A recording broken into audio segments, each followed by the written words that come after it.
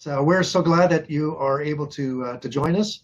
We are hosting the Food for Thought for this Thursday, the 17th. We are so glad that you're here to join us for this Food for Thought. Stefanie Mcgregor has been facilitating a 6-week conversation on poverty and seeking shalom. That's the master class. This is sort of the intro class. And we hope that as a part of hearing what she's going to be talking about and sort of whetting our appetites towards rethinking how we look at poverty. Stefanie Mcgregor is part of the Barnabas Missions staff at WMB. I love her passion for Jesus and her passion for people who are in poverty and in challenging difficulties. And I look forward to you being able to share some of that passion as she speaks. So, Steph, it's off to you. Thank you, Gareth. Good morning, everybody. Thank you very much for inviting me to be with you this morning. Thank you, Gareth, for the invite. As Gareth said, my name is Stefanie Mcgregor. I am the director of Barnabas North Waterloo. And this morning, I'm excited to introduce the topic of shalom as it relates to how we as a church and nonprofits in general engage with those who are living in material poverty. The material is a very compressed version of the Disciple Maker course that Gareth has referred to that's currently running right now. It's called Engaging Poverty, Seeking Shalom. So if this morning's conversation is compelling and interesting to you, then I'd encourage you to keep your eyes open for the next time the course is run, which is probably going to be in the fall. Or you can let me know, email, phone call after this to let me know that you're interested, and then I can be sure to let you know when we do schedule the next one. My goal for this morning is to help us look at traditional charity models a little bit more closely, to see if they're as effective as we hope they would be, and then to share a vision of shalom as we care for those who are materially poor. So if you have a piece of paper and pen, grab that and just write down any questions, comments, thoughts that you have as we chat this morning. There will be a little bit of time for discussion partway through and then questions at the end. But if you don't have a chance to ask those questions, I'd love to hear from you afterwards. I really love hearing how people are processing this material. So for decades, governments, nonprofits, churches have been working to reduce material poverty. Society as a whole donates millions of dollars to poverty alleviation. There are many, many caring and compassionate people who give their time and their energy, but we're unfortunately seeing very little progress. We're not seeing the long-term positive impacts in people's lives that we would be hoping to see. So I'm just going to start us off by playing a short video. It's called The Cold Water Collective. And while you're watching it, I just want you to be thinking about some of the things that you like about the Cold Water Collective.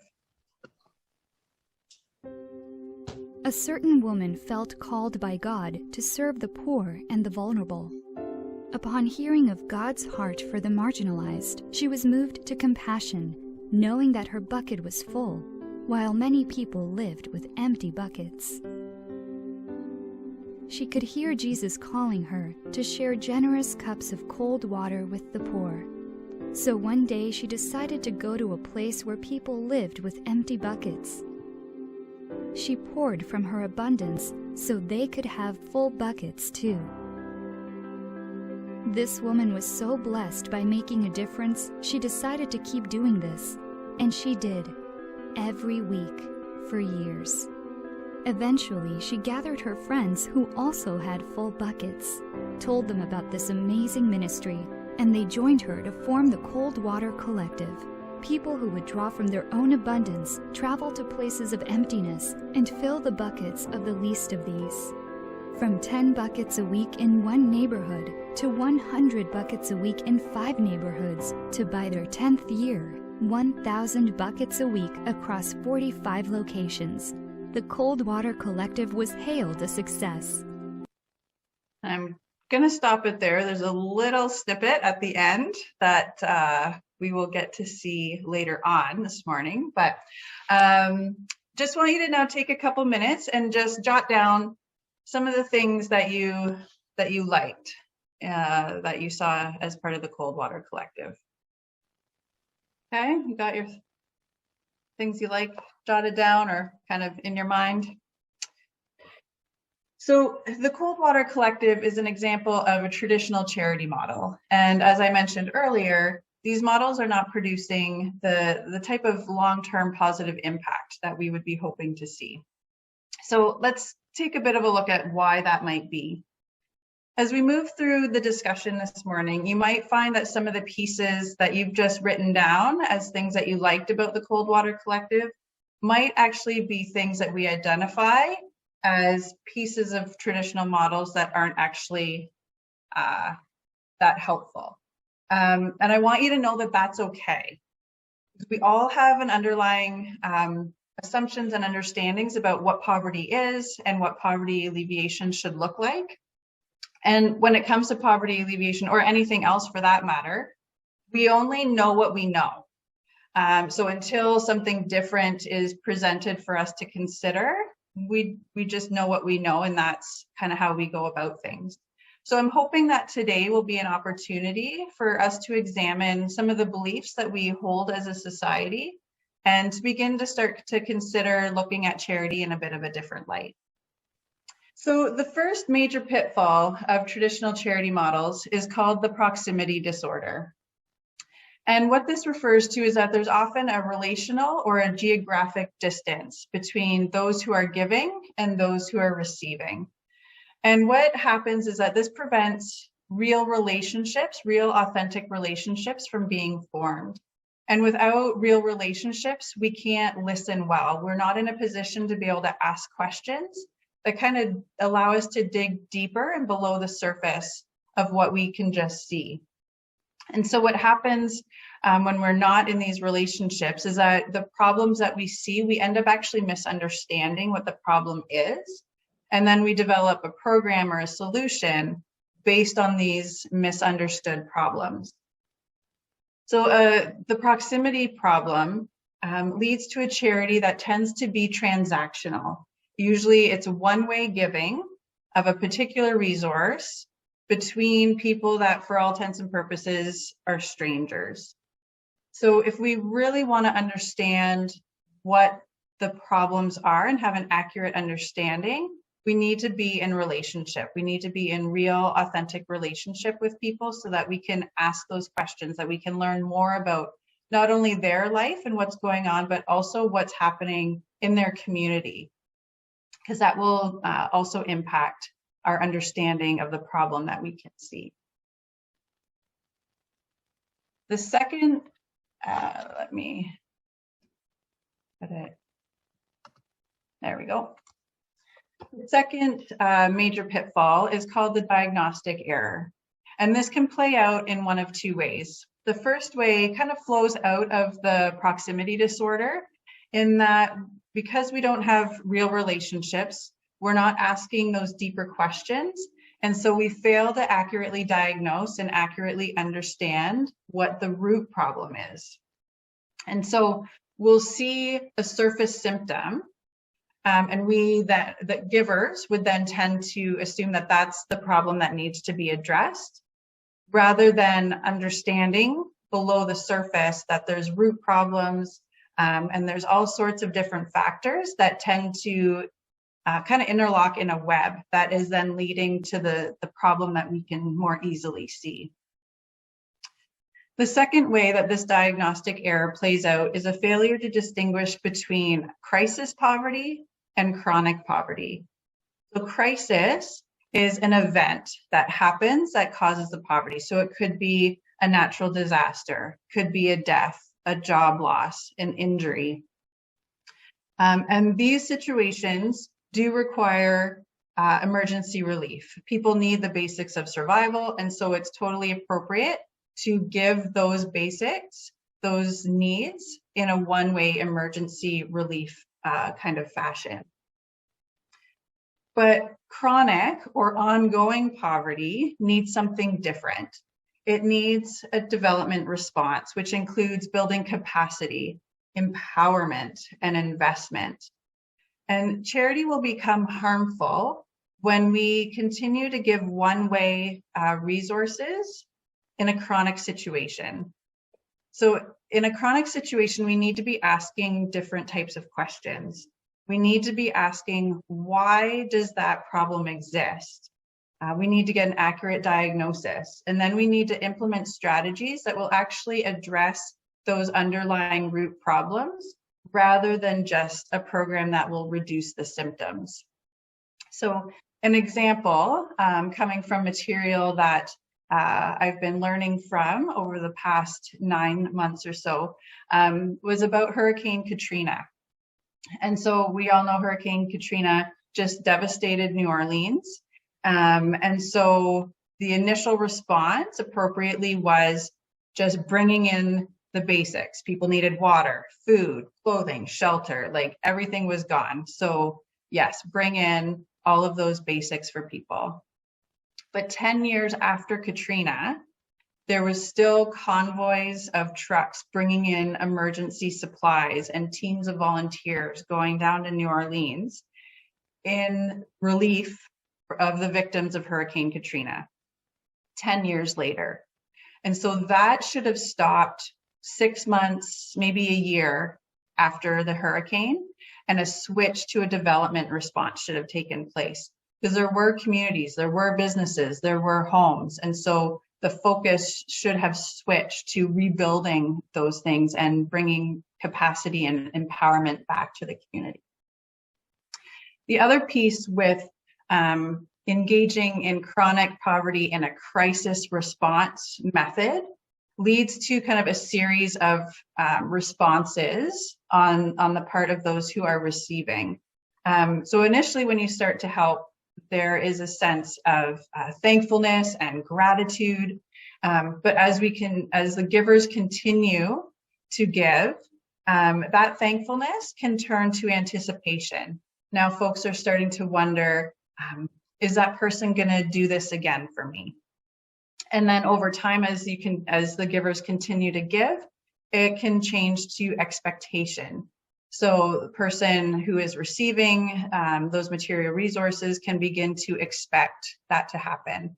And I think if you think of examples even in your own life, even in ways where you're not in need of something, but there's something that kind of is coming just freely from somebody, I know myself, I can begin to develop this sense of anticipation.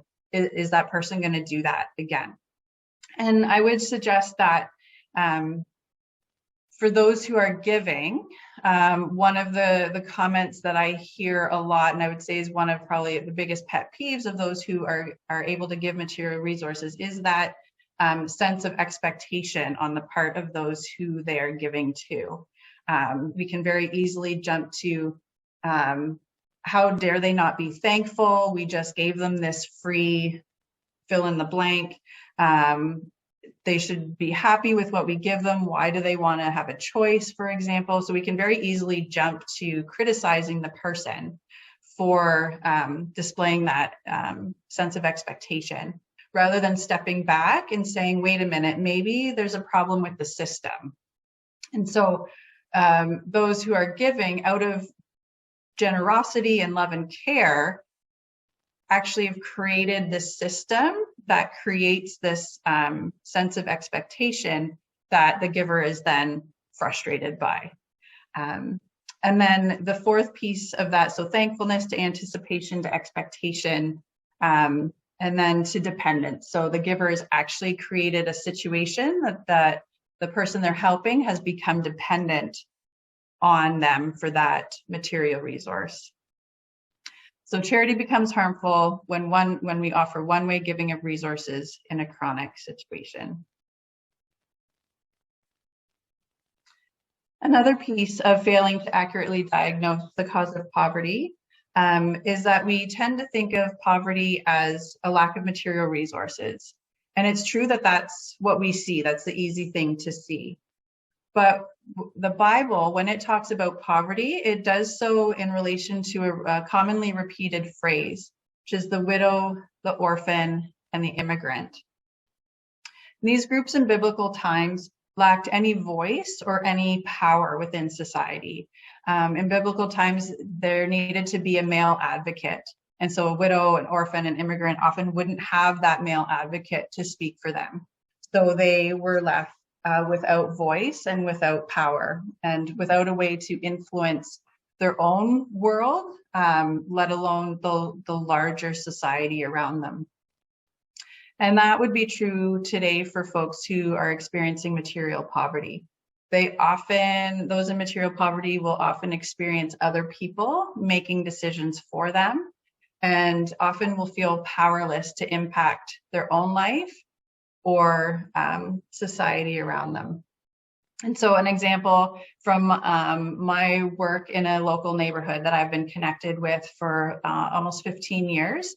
For most of that time, apart from a handful of surveys that I would have done over that time, but most of that time was spent me deciding what program to offer, what opportunity to offer. Let's try a cooking class. Let's do a kids program. Let's do an exercise class. Let's do an art class. It was me making the decisions on what opportunities to offer in the neighborhood, and then finding folks from WMB to make those happen. And so I was negating the voice of the community and just doing what I thought would be helpful and wanted by the community. So poverty is more about a lack of voice, a lack of access, a lack of connectedness than it is about the material resource. The physical material resource that we see lacking is actually the symptom of the lack of voice and connectedness that is under the surface. So if we think back to the Cold Water Collective that we watched at the beginning, in that scenario, the poverty is seen as the empty bucket, that there's folks that didn't have water in their bucket. But if we think about poverty in terms of access or connectedness or having a voice, then we'll start to ask different questions. We'll ask, is there a water resource in the community? If there is, who owns the water source? If it's a well, who owns the well? What barriers are in place that are preventing folks in this community from accessing the well and drawing their own water and being able to maintain their own full buckets? So when we switch what we think poverty is, we start to ask different questions. And the last piece that's often not considered in traditional models is that all people are made in the image of God. So that means we all have inherent dignity, and we all have God-given gifts, skills, talents, knowledge, passions. And in traditional charity models, the only role for those who are living in material poverty is to receive. There's no opportunity or very little opportunity for folks to use their skills and talents. And so when we attempt to create solutions to poverty that doesn't give folks who are living in that experience the opportunity to be creative, to use the skills and talents that God has given them in the process of trying to solve that problem, we're actually not acknowledging that they're created in God's image. And in a way, we're kind of squashing the image of God in them. So an example from my own, again, involvement in the neighborhood that I'm connected with. When we first got involved there, we decided to offer some bike repair seminars. We had some folks in the WMB community that were avid bike riders, know how to, fix and repair and maintain bikes. And we thought that would be a great opportunity to offer to the community. Only to find out years later, as I continued to get to know people, that there's a gentleman who lives in the community who is very good at fixing and repairing bikes. He actually volunteers for Recycle Cycles, which is the bike repair shop that's connected with the working center in downtown Kitchener. And so again, out of compassion and a desire to help, we were actually negating the skills that existed in the community. It was almost like we assumed that they didn't exist. And so we had to bring in the skills and the talent. Meanwhile, they existed in the community. and we miss that opportunity to empower that individual to use those skills. So why does all of this matter? Why does it matter how we engage with those who are living in material poverty? Why isn't it good enough just that we're doing something? And so we recognize that the Bible talks a lot about caring for the poor, but it also talks about how to do that. And so just one example is in Leviticus 19, verse 10, and it's a passage where God is instructing field owners on how to harvest their fields. And he instructs them to leave the borders of their field and not to harvest them, and to allow the poor to come and harvest that and provide food for themselves that way. And this passage has really stuck out to me for a number of years, because what I've noticed is that God doesn't say to the field owners, yes, harvest your entire field and then take a certain percentage of it and take it to the city gate and hand out to those who are poor. He says, no, leave the edges, don't harvest them, and provide the opportunity for those who are materially poor to come and harvest it themselves. And there's something about participating in the provision of resources for yourself and your family that is dignifying. So the Bible does talk a lot about how to go about God's command to care for the poor. A lot that I just kind of threw at you. Like I said, this is trying to condense a 6-week, 2 hours a week course into an hour this morning. But so I thought we'd just stop here and just have a chance for you to kind of process some of those things, to ask some questions or make some comments, and we can kind of digest some of that before we move on. Okay, Glenn, just unmute yourself and then. Okay, good. My question is, when you have how is your program operating now? Do you coordinate your efforts with Waterloo Region or the provincial government agency or a federal government agency to maximize the input to the people who are in need? Like, where are you going with your program right now? Who are you working with or doing things? Just a background question, basically. Yeah. So right now I'm in the process of kind of switching my approach to follow more this Shalom seeking model. And the next part of what I'll share is kind of, we've talked about what maybe we don't want to be doing, and now we'll switch to kind of what do we want to be doing.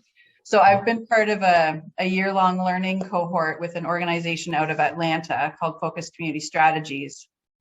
They're a Christian community development organization founded by Bob Lupton. If that name is familiar, he wrote the book Toxic Charity. And so as I've been, we started last May, and so we've been slowly working through this material and then working together with our coach on how do we start bringing this type of Shalom model to the work that we're currently doing.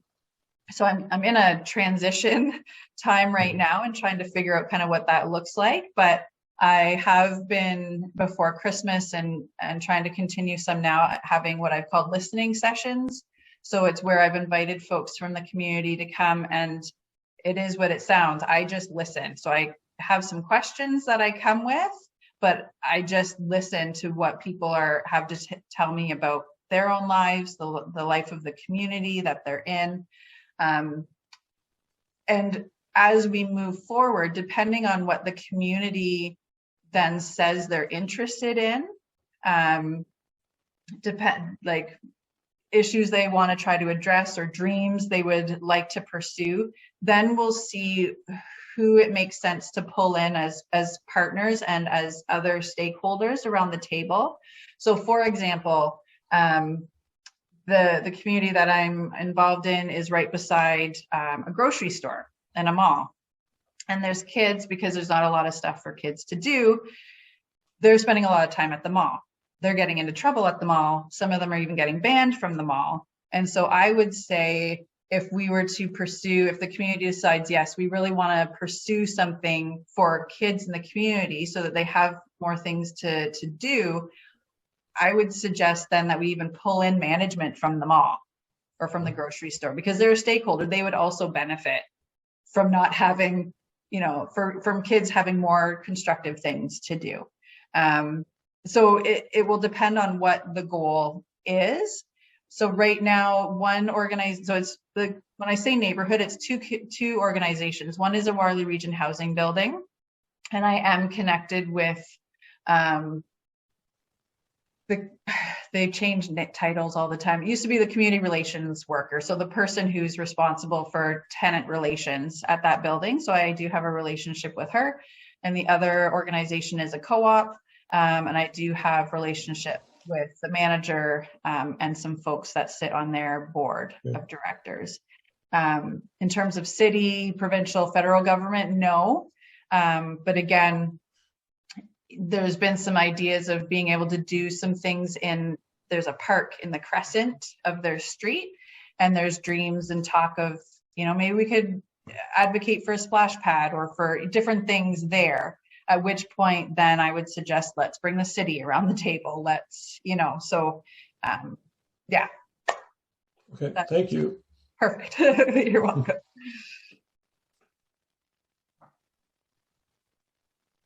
Any other questions or comments? Okay, maybe I'll move on then. Okay. So now what? We've kind of talked about some ways where maybe the traditional charity models are not as effective as we would hope that they would be. We've talked about that God does care, not only that we care for the poor, but how we go about that. So what does a different model look like?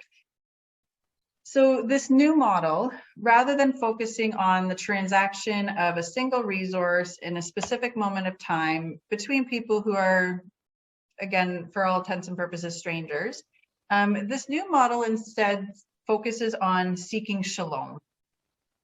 And shalom is a biblical word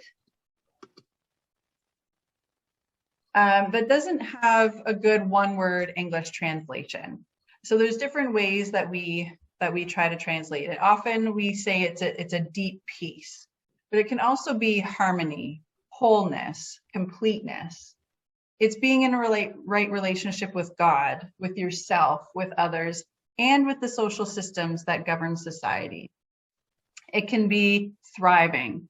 But my favorite word, if I were to pick one word, I like to use flourishing. And flourishing is to grow or develop in a healthy or vigorous way, especially as a result of a particularly favorable environment. And so I picture a little flower bud that's all kind of curled up, it's all tight.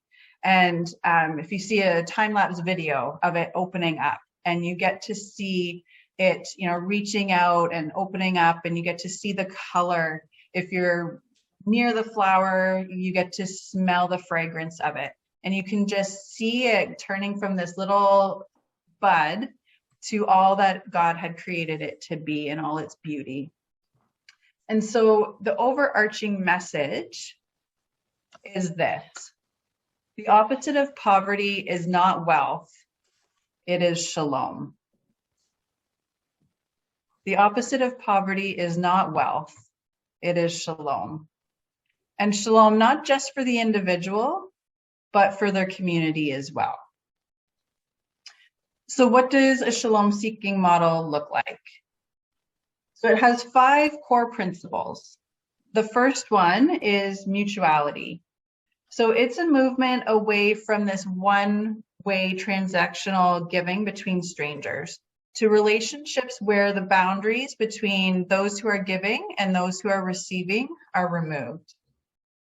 And the relationship is authentic, two-way relationship where it's beneficial for both parties to be a part of that relationship.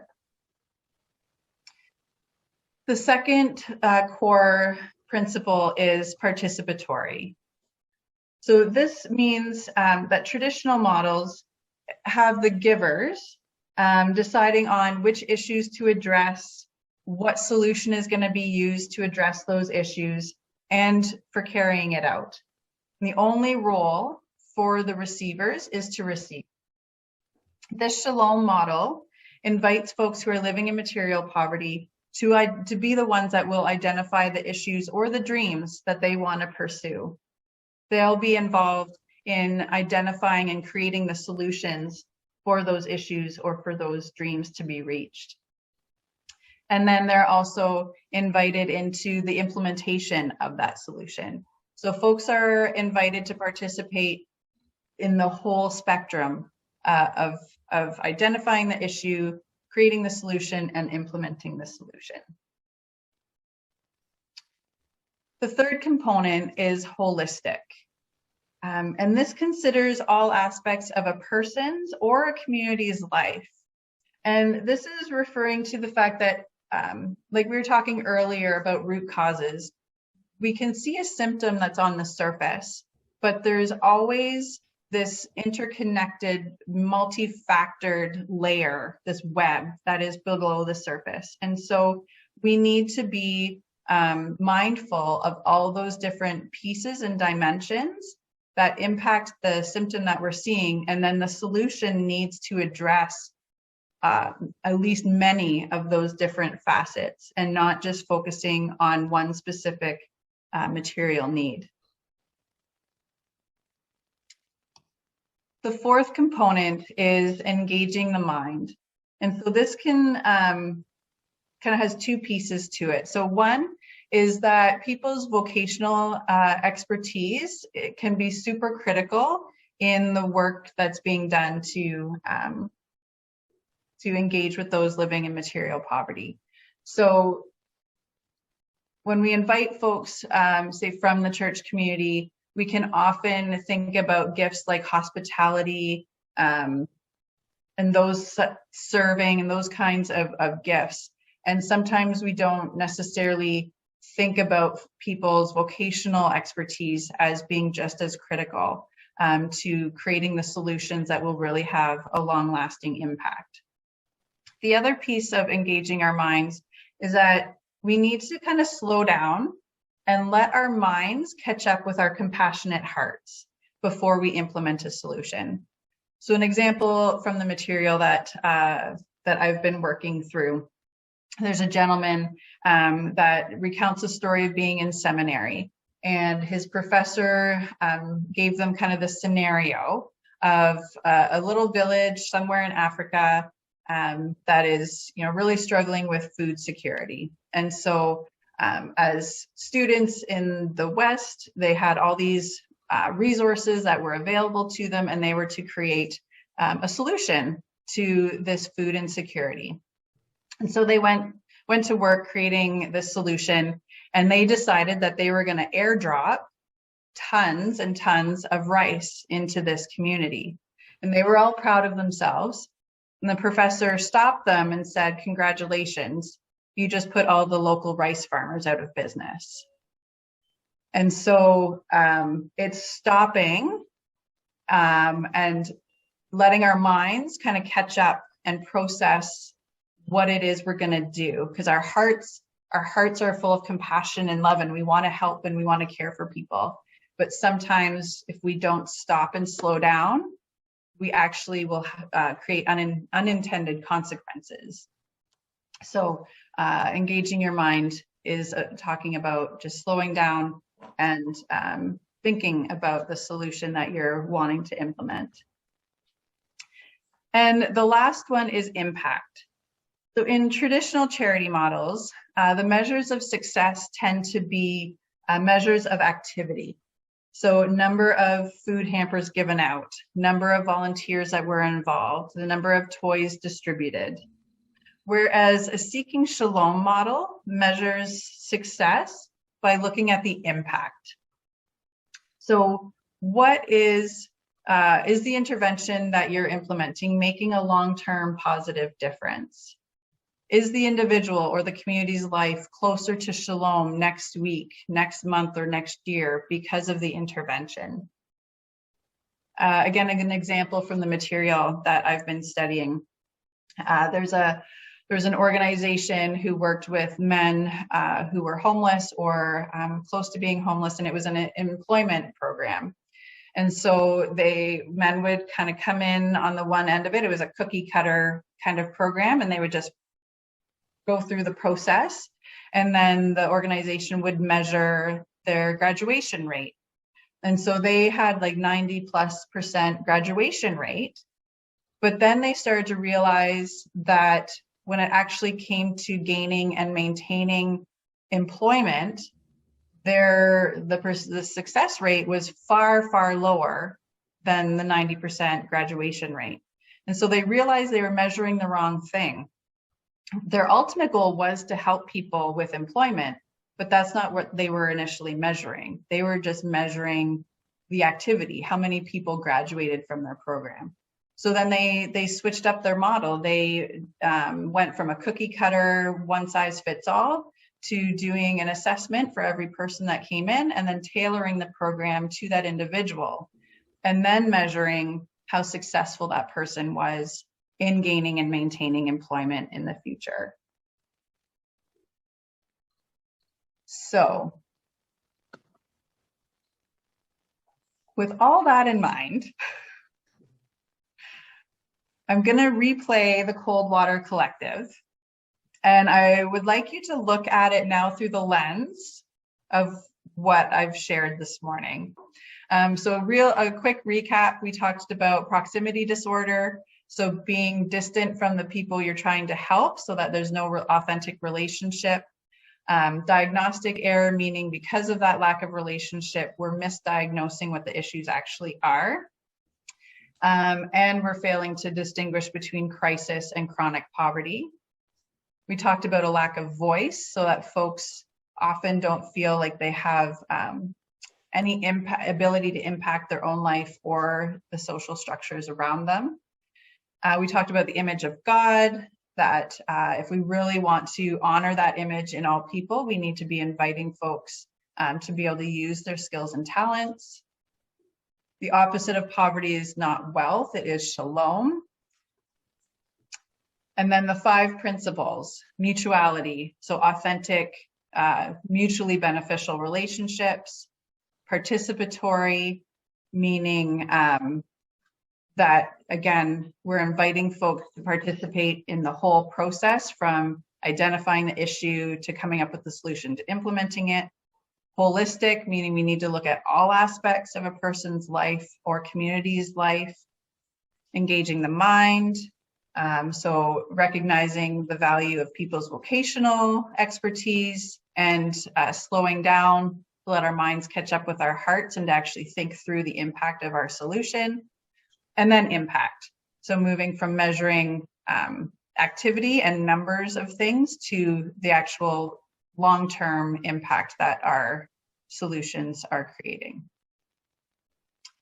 So we'll rewatch the Cold Water Collective and just now watch it through that lens. And then we will have an opportunity for discussion and some questions after that. A certain woman felt called by God to serve the poor and the vulnerable. Upon hearing of God's heart for the marginalized, she was moved to compassion, knowing that her bucket was full, while many people lived with empty buckets. She could hear Jesus calling her to share generous cups of cold water with the poor. So one day she decided to go to a place where people lived with empty buckets. She poured from her abundance so they could have full buckets too. This woman was so blessed by making a difference, she decided to keep doing this, and she did, every week, for years. Eventually, she gathered her friends who also had full buckets, told them about this amazing ministry, and they joined her to form the Cold Water Collective. People who would draw from their own abundance, travel to places of emptiness, and fill the buckets of the least of these. From 10 buckets a week in one neighborhood to 100 buckets a week in 5 neighborhoods, to by their 10th year, 1,000 buckets a week across 45 locations. The Cold Water Collective was hailed a success. Until one day I asked, Have you ever wondered why, after years of pouring from your buckets into mine, your buckets remain full and mine remain empty? So, did you look at the Cold Water Collective differently between the first time and the second time you've watched it? And if so, what stood out the second time that maybe you hadn't noticed the first time around? Even the first time, I kind of noticed that it was based on good intentions, but it was sort of the giver focused. She decided there was a need. She decided what she was going to do about it. She felt great, invited her friends to help. Never was there engagement sounding like with the recipients and a sense of, can we get a group from the community to help, bring more buckets or do that, figure out some initiatives. So I think that it was interesting to see that. Yeah. So that lack of the relational component. Mm-hmm. Yeah. And nothing to sort of make it self-sustaining without these sort of the initial group of givers taking the initiative to do that. Right. So creating a situation where the community has now become dependent on those givers on a weekly basis to come and provide. Yeah.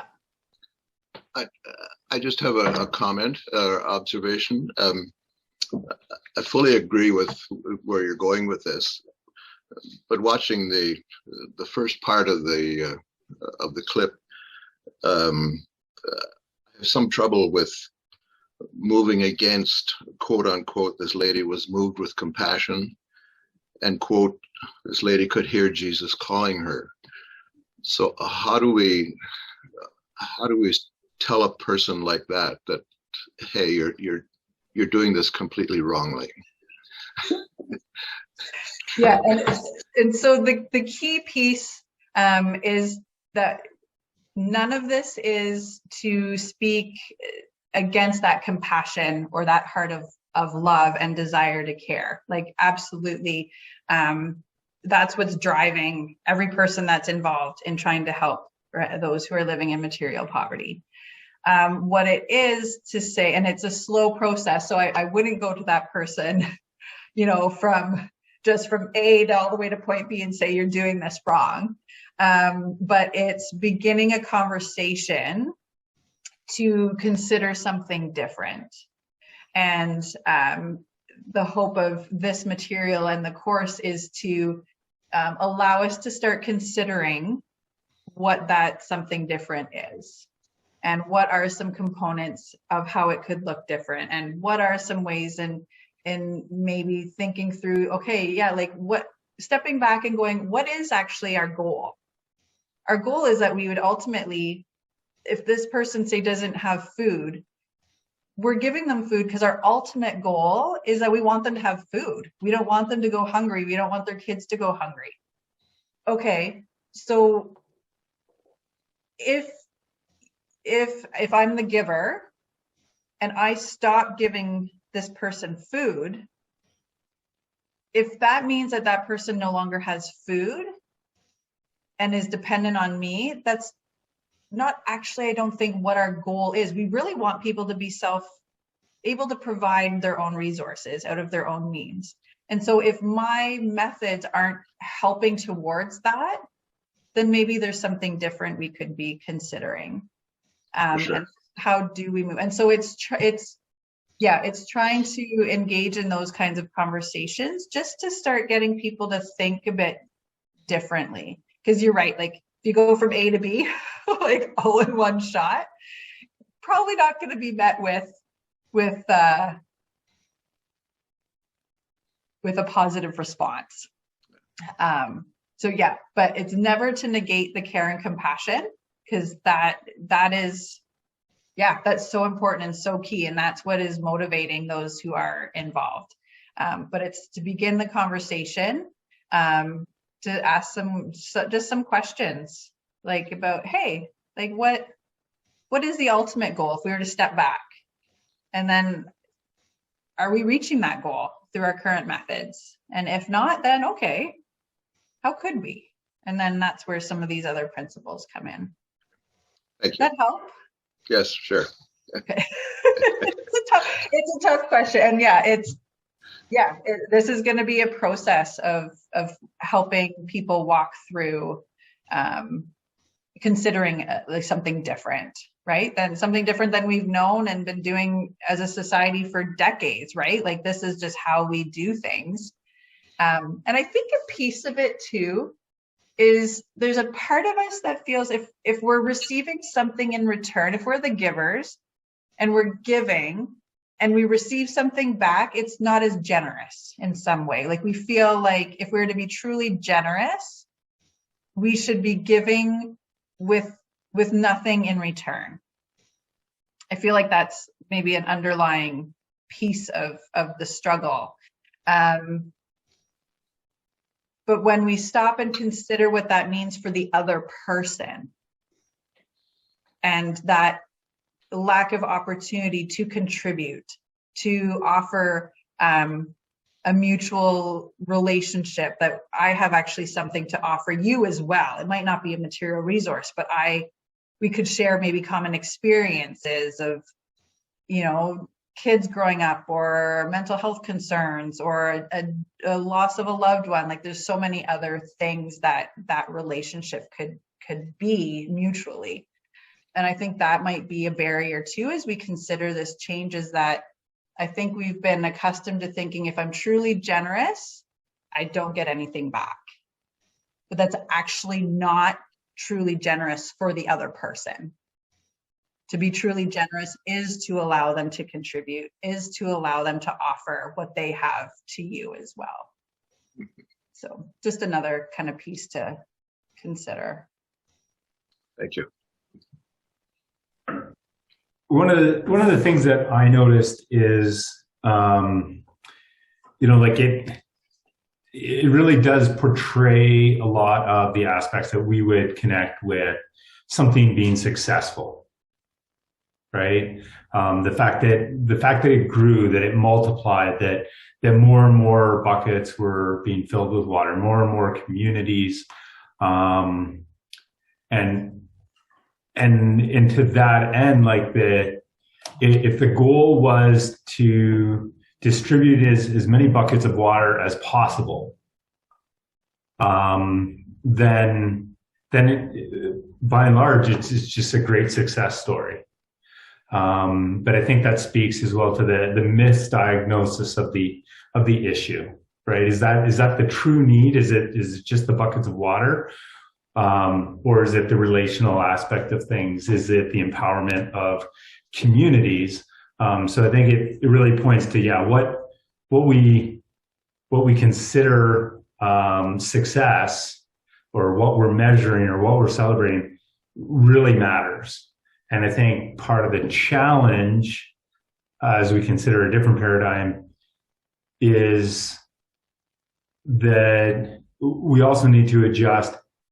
Would we be willing, and are we open to celebrating something that doesn't have a bunch of numbers attached to it, but rather where we can celebrate a relationship, or we can celebrate the story of a single person experiencing change and empowerment.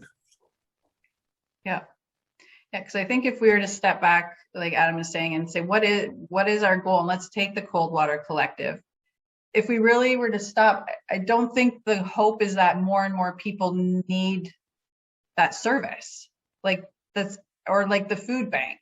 We actually don't want more and more people to have to need the food bank, but that tends to be what is celebrated or reported on, is the number of buckets or the number of families that need the food bank.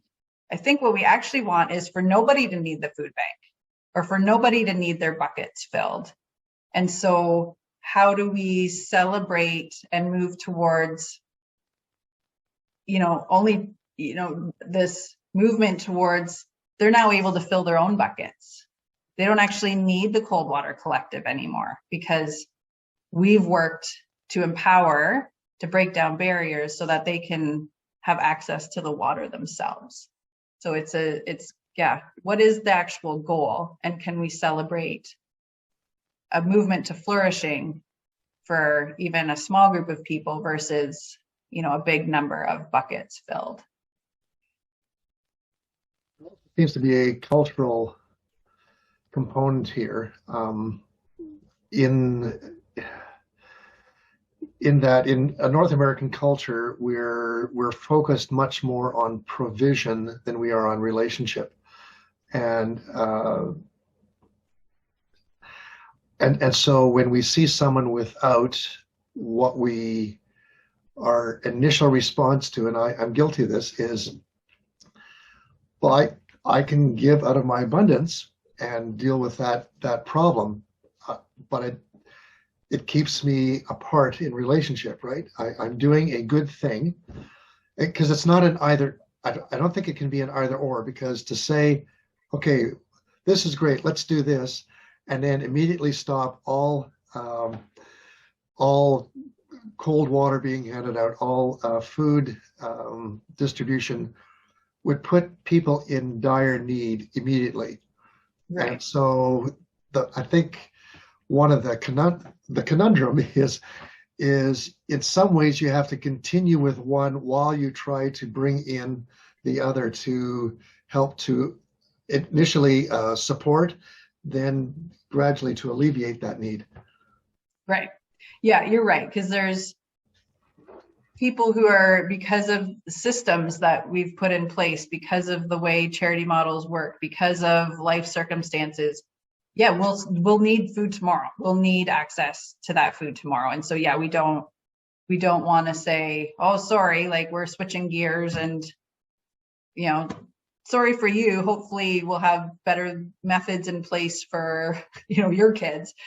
Of course, we don't want to do that. So there is this struggle of how do you hold both while still focusing the overall movement on an empowerment and capacity building and stuff, so that eventually people don't need to rely on the services.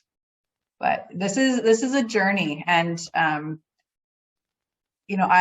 still in the midst of the journey. I'm still learning. I'm still asking tons of questions. And so I just say that to say, like, there's lots of things to wrestle through as we consider something like this. It's not just a black and white, okay, this, like, a lot of things, it sounds really good, but sometimes I find myself going, okay, but how does that actually play out? Like, when the rubber meets the road, what does that actually look like?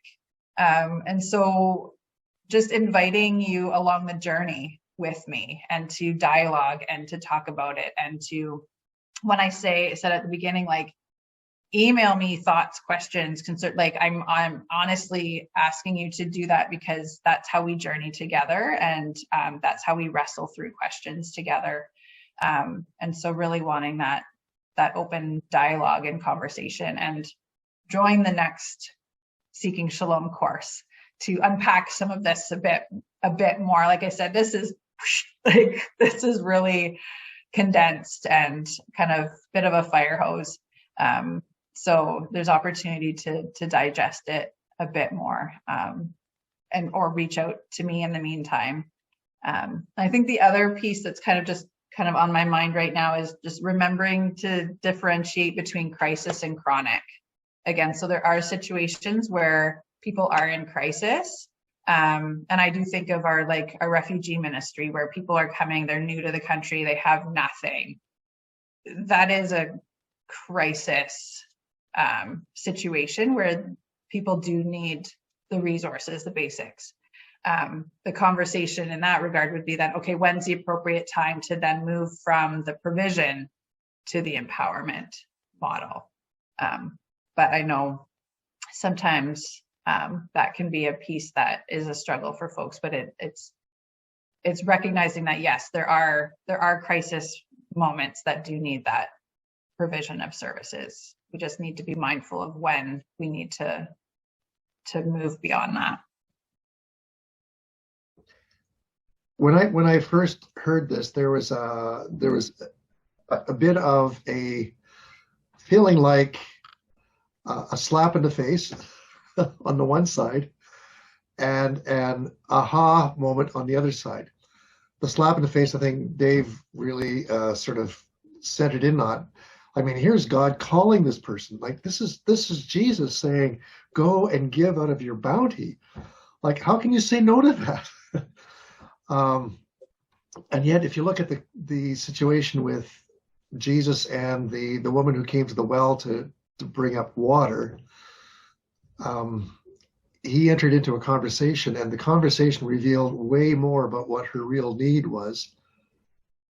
And it became something that I think we could, for me at least, it brought me to the aspect of the Cold Water Collective and going,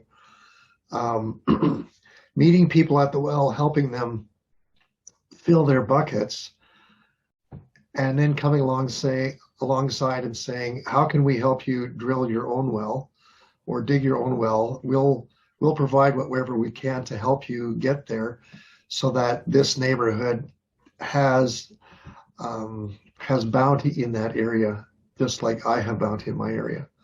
But anyway, I think the initial knee-jerk reaction is a little bit like a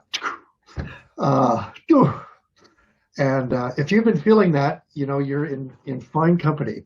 Yeah. So yeah, and that, like I said at the beginning, like there's nothing wrong. Like there's nothing wrong with liking aspects of when we watched it the first time, because that's how we do things. And so when you don't have something different to consider, that's what you do. And yeah, not to negate even like that God's call to care for the poor, and that Jesus is calling. Absolutely. We tend to maybe stop there and not also realize that there is a call to how. And how do we actually fulfill that call to the very best possible outcome? So yeah, definitely not negating the call, but considering maybe there's a different how. Mm-hmm. Okay, Sherry and then Christine. Yeah. I noticed, Gareth, you mentioned that Jesus talked to the woman at the well. So he started at least the conversation. There was a bit of relationship there, and his power of knowing is beyond ours, but it does. It means you need that, and some sort of research into, like, if we're going to get involved, maybe it can be that initial call, but then what exists there, what, and put it in order of needs for the person who started the Cold Water Collective. She realized there was a need for water, but didn't pursue it beyond to, is there a resource that they already have? They're just not, they need equipment, they need other expertise coming in and things like that. And I know of someone who worked with missions in Africa and farming and things, and people would come in and they watched them come in and provide and even leave equipment and things like that. But then they realized no one in the community either had the skills or could procure if it broke down, or didn't want to take care of it, and it eventually didn't get oiled, or if it was a pump of some kind. And so they started noticing things like that, and they realized, okay, there's got to be another step in here somewhere. So it sounds like that's the same sort of thing that this Shalom model is working towards. But it's been really interesting, Stefanie, really, to hear. Amazing. Thank you. We're information gathering now. I mean, the recipients should maybe ask, we should ask them questions like, have you got the financial knowledge as to how to help yourself? Is it the education that's lacking? Is it, whatever the problem is that this person has, we can maybe address that particular deficiency more easily than giving more and more food or more and more resources. Yeah. So that they can then eventually get free from that need. Yeah.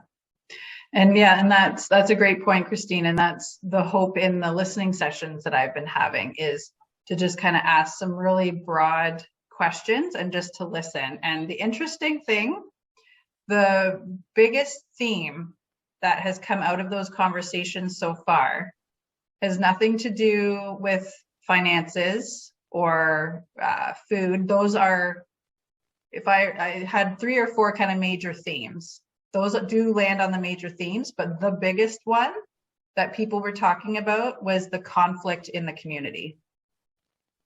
How there's just constant bickering, constant gossip, constant people in other people's business. Even when you try not to be, you're in such close quarters, you can't help but know everybody else's business. That actually was the biggest thing that came out of it. And something that, as someone from the outside of the community, if I hadn't given the opportunity for people to express their experience of the community, I never would have gone there. I knew there was conflict that existed, but not to the degree that this is what everybody was really feeling, and that's what everybody was talking about. So when I look at that, I go, actually, maybe the first thing that the community will decide is we actually need to figure out a way to get along better. And then we can move, and then maybe then the next thing is the food security or the net, right? But it's exactly right. It's allowing folks to name for themselves. What is the first thing on our list to tackle? And will you help me? Will you help us do that? We have a comment on our Facebook Live. It's Diane Potter says, not everybody can meet every need in every area. For example, we make donations for immediate needs through Janet Hoffman's ministry. However, they also try to make connections later with the families so that they can provide ongoing support. And I think that's a really good example of Shalom, looking not only to meet the immediate need, but then taking and basically opening up yourself to the extent to say, I'm willing to include you in my family and be a part, allow you to be a part of the community that I'm in, so that that's how you get to understand each other, right? By being in community. Yeah, for sure. And I'd say what Janet does and what our refugee ministry does is, I'd say farther along a little in this Shalom model in terms of the relational piece than, say, for example, I've been in the neighborhood that I've been connected with. I've built relationships, but I've used programs that I decided on to try to then build the relationships through. So I would say Janet and our refugee ministry, like that relationship piece is already very strong and a core piece of what we do. So for sure. And that walking alongside, that inviting each other in to each other's homes, you really actually get to know each other and what's going on, to then be able to do those empowerment pieces because you know what's below the surface. And so you can move beyond the provision of a resource to empowerment, capacity building, for sure. Yeah, so that is a great example. Now I have something to say.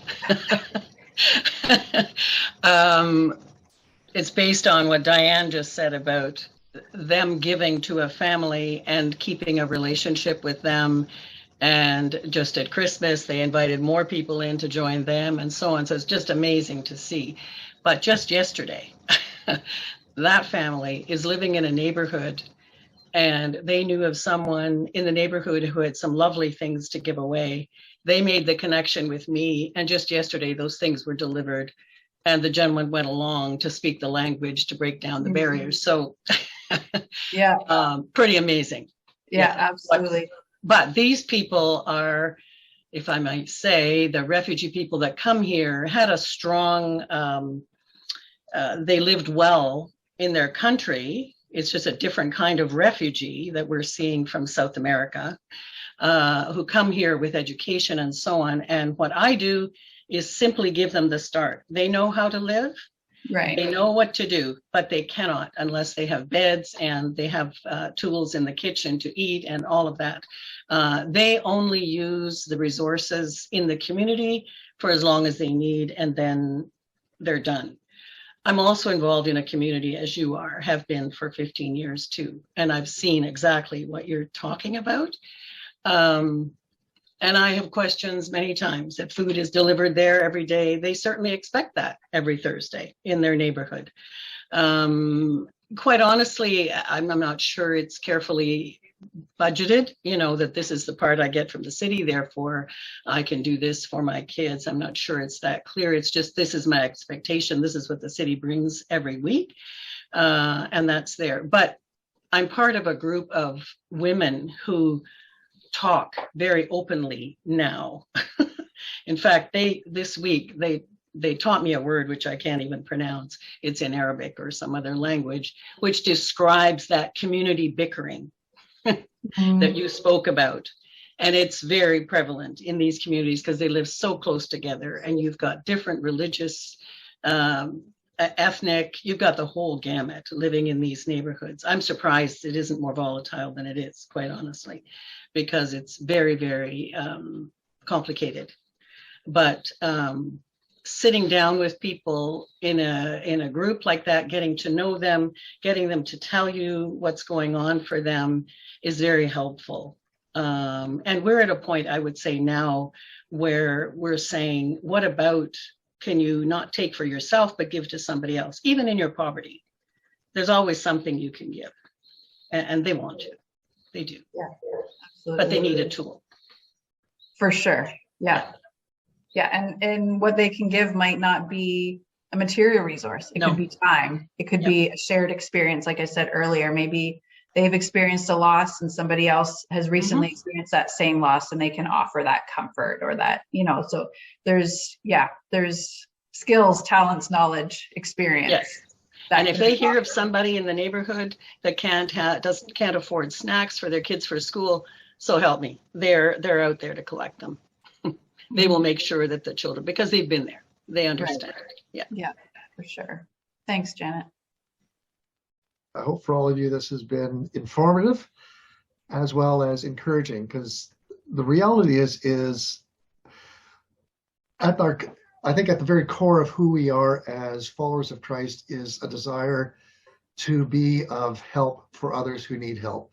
And I hope that this has not in any way discouraged that, but that we might think beyond the crisis participation to how can we better deal with those situations that are more chronic in poverty. So thank you, Steph, very much for your input and for just the journey, sharing the journey that God has you on right now as well, and what you're learning through that process. Thanks for having me.